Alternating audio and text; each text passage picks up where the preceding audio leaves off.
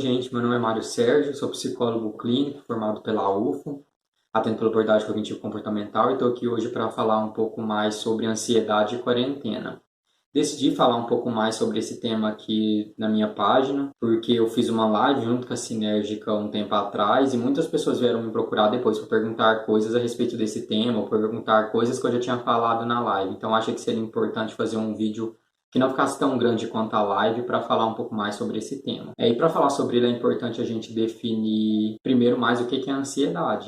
O que é a ansiedade? A ansiedade é um mecanismo natural do nosso corpo que nos ajuda a antecipar perigos e a lidar com esses perigos. Então, quando a gente interpreta que numa situação tem algum perigo, o nosso corpo libera um hormônio chamado cortisol que ajuda ele a se adaptar para lutar ou para fugir. Então, esse hormônio elicia esse mecanismo de luta ou fuga. Esse mecanismo foi muito importante milhares de anos atrás. Ele ainda é importante, só que naquela época ele nos ajudava a realmente lutar ou fugir. Hoje em dia a gente não tem que lutar ou fugir no nosso dia a dia, mas como interpretamos perigo em situações do nosso cotidiano, a gente elicia esse mesmo mecanismo. Então, numa apresentação de trabalho, no trabalho, na faculdade, na escola, com a família, qualquer situação que se percebe um perigo, o corpo elicia esse mecanismo de luta ou fuga. E a partir disso, a pessoa sente todos os sintomas da ansiedade. A gente pode atualmente ficar extremamente ansioso com uma situação que não oferece luta ou fuga realmente. A partir disso, ficar ansioso de uma forma desproporcional a esse perigo eminente.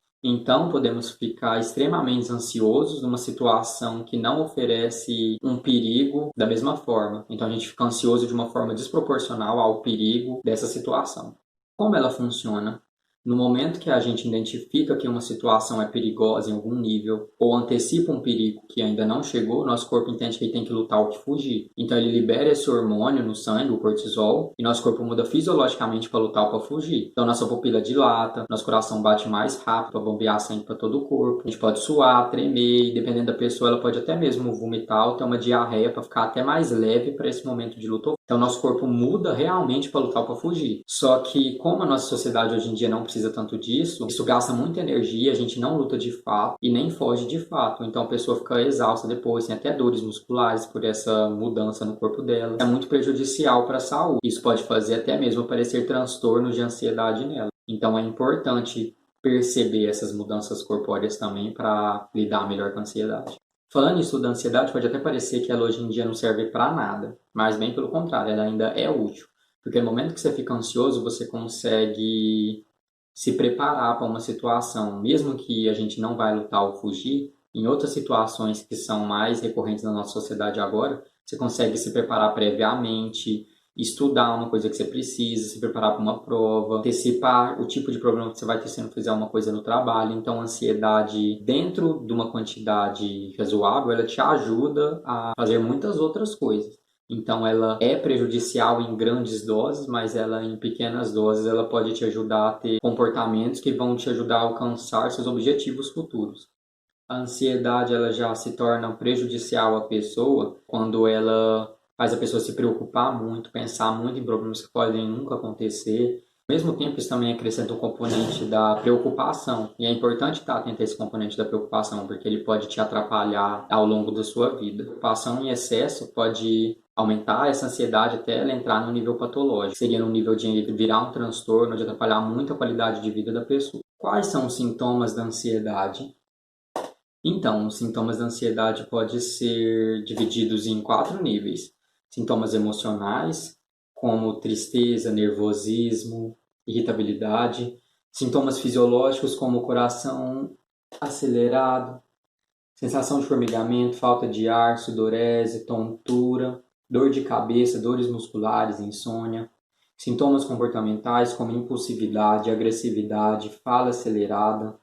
Sintomas cognitivos, como dificuldade de concentração e tomada de decisão. E, junto com isso, preocupações excessivas.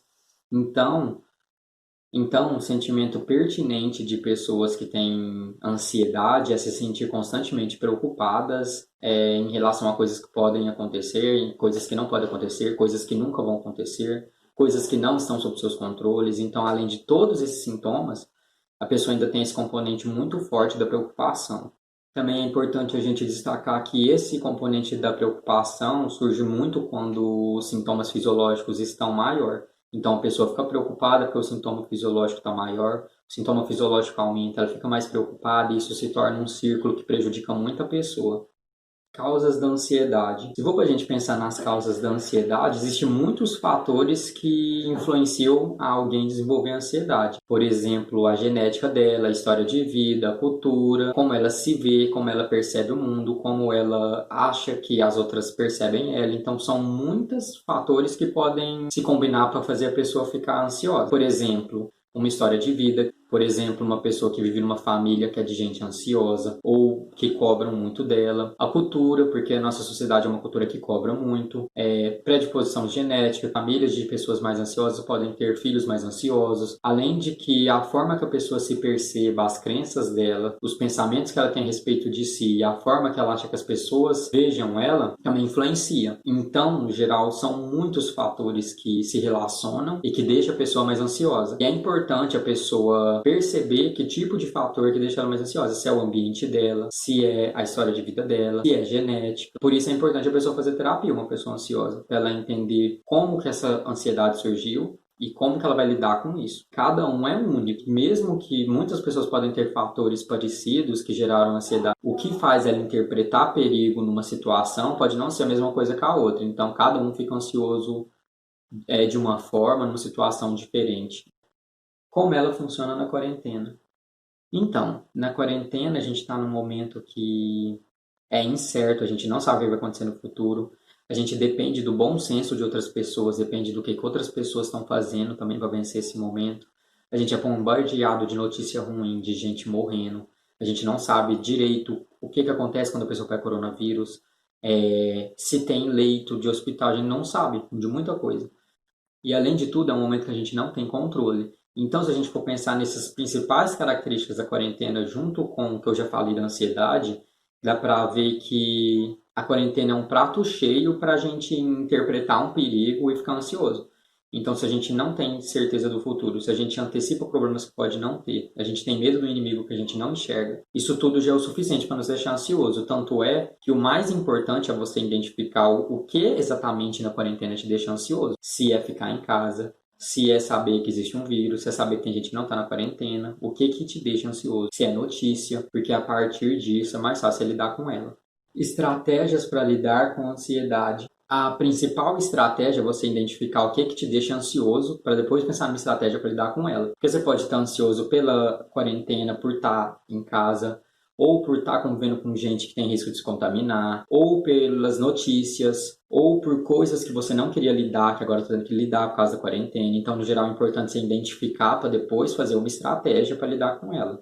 Depois que você já identificou o que te deixa ansioso, tem inúmeras estratégias e aí cabe a você fazer o que é melhor para você. Tem exercício de respiração que ativa o sistema parasimpático, te deixa mais relaxado, ele ajuda desligando esse sistema de luta ou fuga. Tem como você se expressar, falar com outras pessoas, conversar a respeito disso. Tem como você cuidar de você mesmo, da sua alimentação, do seu corpo. Porque, por exemplo, alimentos com mais açúcar, se você é ansioso, vai ficar mais ansioso. Tem como você fazer hobbies, fazer coisas que você gosta. Tem muitas estratégias. Ser solidário, evitar noticiários, evitar fake news, consumir o tanto certo de notícia para ficar informado e não para ficar chateado ou triste ou ansioso. E tem a principal estratégia que seria fazer psicoterapia, né? A terapia com um psicólogo, alguém que entende do assunto que vai te ajudar. Porque se você já identifica que tem uma ansiedade e vê que precisa da ajuda de alguém, é importante fazer a terapia.